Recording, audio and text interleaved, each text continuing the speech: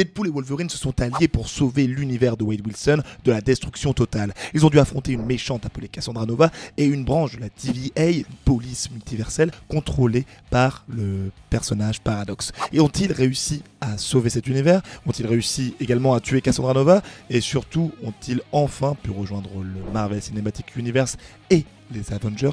Eh bien, je vais tenter de répondre à ces différentes questions dans la vidéo du jour. Je suis Ludo du Ludoverse et j'espère que vous êtes préparés parce qu'on va parler du film Deadpool et Wolverine et de ce qu'il s'est passé à la fin de ce long métrage, parce qu'il y a pas mal de choses qui ont été montrées, racontées. Donc je vais vous décrypter un petit peu tout ça pour que vous ayez les clés de compréhension par rapport à la suite du MCU, ou du moins ce que voulaient dire les scènes qui nous ont été présentées. Donc j'espère que vous êtes bien installés car on est parti pour l'univers de Deadpool et Wolverine. Let's go! Bon, déjà, il se passe quoi dans Deadpool et Wolverine et qu'est-ce qu'il se trame avec la Time Variance Authority, ou plutôt, si vous préférez, la TVA. Bon, déjà, la TVA, je fais un petit rappel rapidement, mais c'est ce qui supervise, on va réussir à parler, toutes les timelines qui existent, donc tous les univers qui existent dans le Marvel Cinematic Universe. Donc voilà, donc ce qui peut se passer dans la planète avec les X-Men qu'on a suivi du côté de la Fox,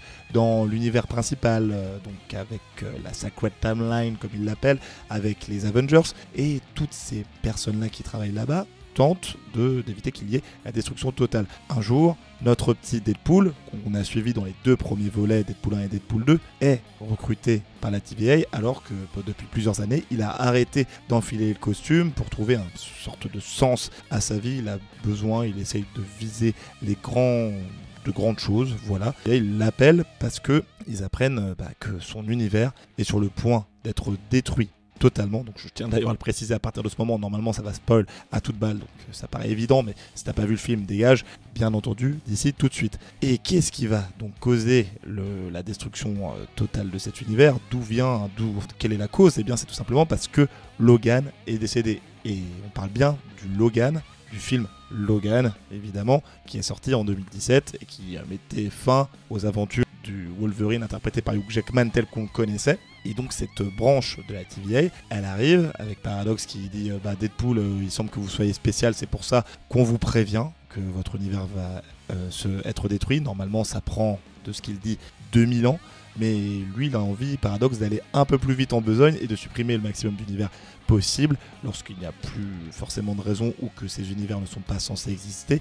Un peu comme ce que faisait la TVA avant dans la série Loki lorsqu'elle était contrôlée par Kang le Conquérant. Bien entendu, comme vous vous en doutez, eh bien, ça ne plaît pas du tout à Deadpool. Lui, il se dit que vu que c'est à cause de la mort de Logan, parce que Logan c'est, comment on peut le définir, j'ai pas le terme exact, mais c'est le personnage qui fait que cet univers tient et qu'il peut survivre autant de temps qu'il le veut, mais vu qu'il il a trouvé sa mort, c'est ce qui cause la fin de ce dernier, et donc il se dit mécaniquement, si j'ai pas de Logan dans mon univers, il faut que j'aille en choper un dans le multivers qui permettra à mon monde de survivre et de protéger les gens que j'aime. Donc il vole une machine auprès de Paradox et commence à partir un peu dans tout le multivers. Il tombe sur énormément de Wolverine, je vais pas tous vous les citer là, mais voilà, donc plein de petites versions un peu différentes, jusqu'au moment où il tombe sur le Wolverine de Deadpool et Wolverine, qui est bien entendu Logan, qui est totalement dépressif. Il le ramène, le Paradox lui dit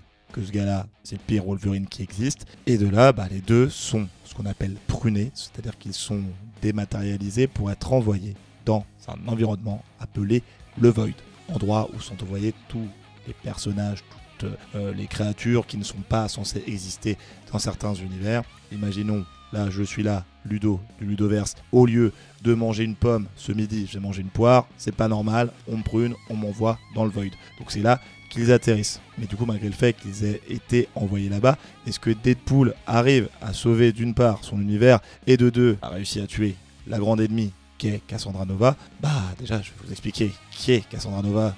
Donc dans le Void, en gros, Cassandra Nova, c'est la sœur jumelle de Charles Xavier. Elle a été prunée, comme on dit du coup toujours, lorsqu'elle était petite. Elle a grandi dans le Void, un peu à l'image de Sylvie qu'on pouvait retrouver dans la série Loki, donc qui est également une variante de Loki. De là, elle est devenue un peu la chef de sa zone et elle peut loger là-bas tant qu'elle paye une sorte de loyer à Alios. Alios qui est la créature qui permet de détruire tous les variants, enfin tout ce qu'il veut et tout ce qui se trouve dans le Void dès le moment où il tombe dessus. Donc à chaque fois, normalement, de ce qu'il explique, Cassandra Nova lui balance quelques personnes par-ci par-là pour nourrir la bête et qu'ensuite elle puisse partir et survivre avec sa petite équipe. Donc Deadpool et Wolverine, ils arrivent au cours du film à convaincre Cassandra Nova de les renvoyer dans leur univers. Elle utilise une sorte de... je sais plus exactement comment ça s'appelle, mais vous savez, les sorciers de Camartage avaient une sorte de...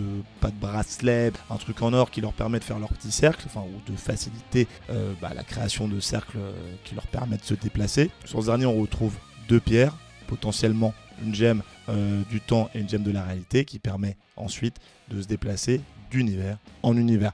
Donc les deux, Deadpool et Wolverine, sont envoyés dans l'univers du Deadpool principal et leur objectif, c'est d'arrêter Paradox. Parce que Paradox, je le répète par rapport à ce que j'ai dit avant, il veut détruire l'univers de Deadpool et pour ça, il a réussi à créer une machine qui permet de détruire un peu les univers, enfin, de détruire les univers, ça s'appelle un broyeur d'univers si je ne dis pas n'importe quoi. Si vous avez le nom exact et que vous l'avez chopé, mettez-le dans les commentaires, yes. Et du coup, cette branche-là de la TVA, normalement, c'est une branche qui est un peu en mode mutinerie, c'est-à-dire qu'ils veulent garder donc toujours cette méthodologie de destruction des univers comme je le disais, et donc ils vont totalement à l'encontre des gens comme B-15, si je ne me trompe pas sur le nom, qui dirige actuellement la TVA et qui veut faire en sorte que les univers grandissent de manière totalement autonome, avec normalement au-dessus Loki qui est le dieu des histoires et qui surveille un petit peu tous ces univers pour qu'ils soient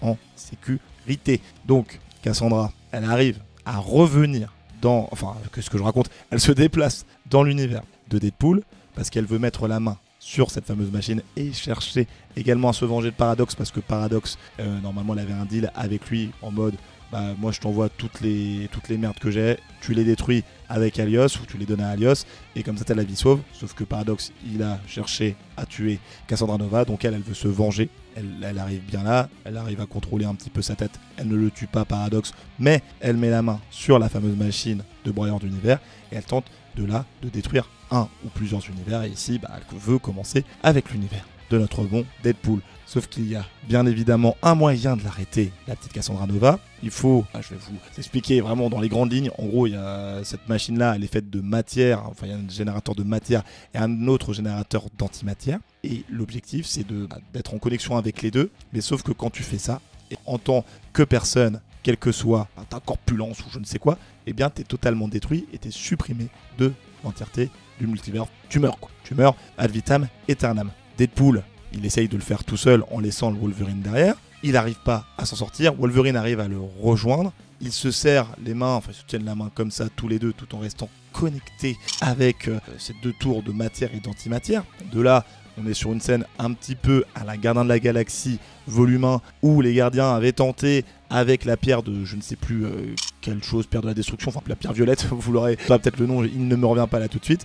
En fait si tu essayes de maîtriser la pierre tout seul, tu meurs. Sauf que là, ils s'étaient tenus la main et du coup ils ont survécu. C'est exactement ce qui s'est passé avec Deadpool et Wolverine. Donc ils ont réussi à péter la machine, ce qui a eu pour conséquence de tuer Cassandra Nova qui était totalement connectée à cette dernière. Et ils ont bel et bien réussi à sauver l'univers de Deadpool, même si on pouvait se dire attendez, parce que là, il n'y a quand même toujours pas de Logan dans son univers, on n'est même pas sûr que ce soit ça l'explication qui fait que l'univers peut continuer à vivre. Eh bien, il a quand même réussi, on n'a pas plus d'explication que ça.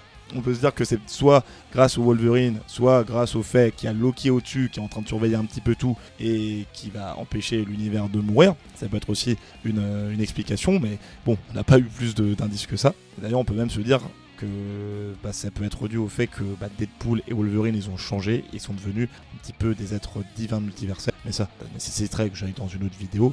Petit décalage sur notre petit Wolverine, est-ce qu'il a réussi à trouver la paix, parce que ça reste quand même important par rapport à ce film là. Comme je le dis, il était dépressif car il a laissé mourir tous les X-Men de son univers. En effet, le gars, au lieu d'être, au manoir de Charles Xavier, le petit bonhomme, il était en train de se mettre une race dans un bar et ou même dans la rue. Et il est revenu au manoir, il a vu que tous ses camarades, ou la majorité de ses camarades X-Men, avaient été tués par les humains. Donc autant dire qu'après ça, il a pété totalement un câble, il a tué ceux qui s'étaient occupés des X-Men, mais il a aussi tué des innocents, donc ce qui a fait qu'il s'en est vachement voulu. Après cela, il a décidé de porter le fameux costume jaune et bleu qu'on attendait tous dans un film Marvel, ou du moins les fans de comics, et moi je l'attendais énormément. Il l'a mis pour respecter un peu la volonté de ses anciens camarades que sont Cyclope, Jean, Tornade, le Fauve, qui voulait à tout prix le voir porter ce costume jaune et bleu,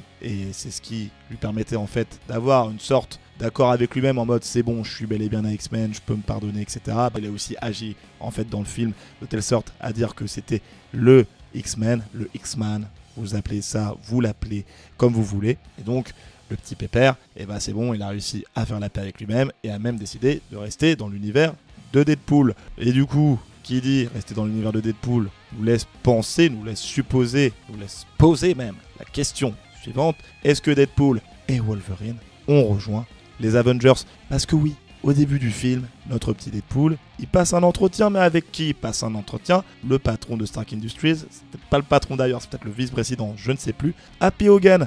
Tiens, voilà, étonnant ce petit truc-là. Happy Hogan qui d'ailleurs donc l'interprète, j'ai un trou de mémoire sur les noms, mais bref, il avait, c'est celui qui a réalisé le premier film Iron Man, mais au-delà de ça, il avait également joué dans les films de la Fox en tant que comme il s'appelle, le meilleur ami de Matt Murdock à l'époque où il interprétait, il était interprété par Ben Affleck, et donc Matt Murdock qui est Daredevil dans le film de 2003, si je ne me trompe toujours pas. Donc il a passé un entretien avec Happy Hogan, la version qu'on connaît dans les films du MCU, le petit Deadpool, en mode je veux rejoindre les Avengers, j'ai envie de les aider, sauf que lui il lui a dit normalement c'est pas toi qui es censé avoir besoin, t'es pas censé vouloir rejoindre les Avengers, en gros t'es censé aider un petit peu le monde quand le monde a besoin de toi, ce qui montre qu'au final, à la fin du film, Deadpool et Wolverine, c'est bon, il a enfin agi de la bonne manière, donc ce qui laisse supposer qu'il pourra rejoindre un jour les Avengers, mais ici, ce n'est pas le cas. Il avait pris son refus au début du film, et à la fin, Wolverine lui dit oui, je pense que tu pourras rejoindre un jour ou l'autre les Avengers, pas qu'il n'en fasse pas partie, mais on peut se douter du coup que c'est un petit teasing par rapport à Avengers Secret Wars, où à un moment ou à un autre, il pourra bel et bien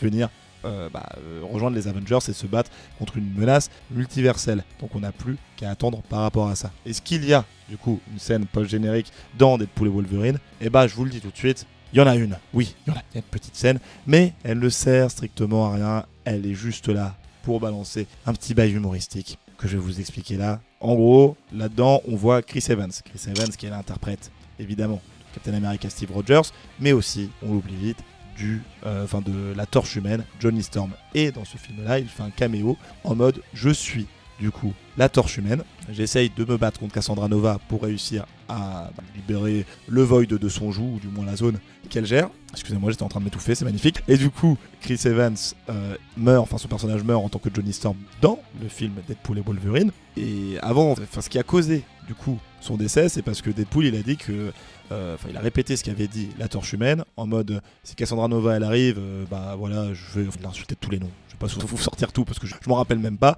Et la blague du truc c'était qu'il avait jamais dit ça, ou du moins il disait qu'il avait jamais dit ça, que c'était totalement du mensonge de A à Z. Et il s'avère que dans la scène post-générique, on voit bien qu'il avait bel et bien dit toutes ces méchancetés envers Cassandra Nova et qu'au final sa mort était peut-être méritée. Enfin, oui et non, Deadpool n'était pas censé balance comme ça, mais voilà, c'était juste histoire de nous donner une petite explication et de nous confirmer si oui ou non il avait dit ça. Et donc voilà, la scène post-générique, autant vous dire qu'elle servait donc encore une fois à que dalle, et que c'était juste là pour donner un petit smile. Mais au-delà de ça, même dans le générique de fin, c'est pas une scène post-générique, mais il y avait une petite vidéo un peu hommage des films de la Fox, d'ailleurs des X-Men, il y avait du X-Men, du Daredevil, je sais plus s'il y avait du Elektra, mais voilà, donc plein d'images, même des bloopers, donc des petits moments un peu drôles sur les zones de tournage, ou même une petite phase où Hugh Jackman disait que ça lui faisait bizarre de tourner dans un film X-Men quand il avait débuté, parce que il était inconnu, voilà, bien impressionnant. Donc voilà, vous savez un petit peu ce qu'il s'est passé, et vous comprenez peut-être même un peu mieux ce qui s'est passé à la fin de Deadpool et Wolverine. On va réussir à le prononcer, let's go. En tout cas, si vous vous demandez si c'est un très bel hommage réussi qu'ils ont fait dans Deadpool et Wolverine, petit spoil non, et je vous explique ça dans la vidéo juste ici. Et par ailleurs, si vous vous intéressez à The Boys, et notamment à l'équivalent de Captain America Soldier Boy et son potentiel retour dans la saison 5, j'ai fait une vidéo juste là. Voilà, c'était qui ? C'était Ludo du Ludoverse. Je vous dis à la prochaine. Salut!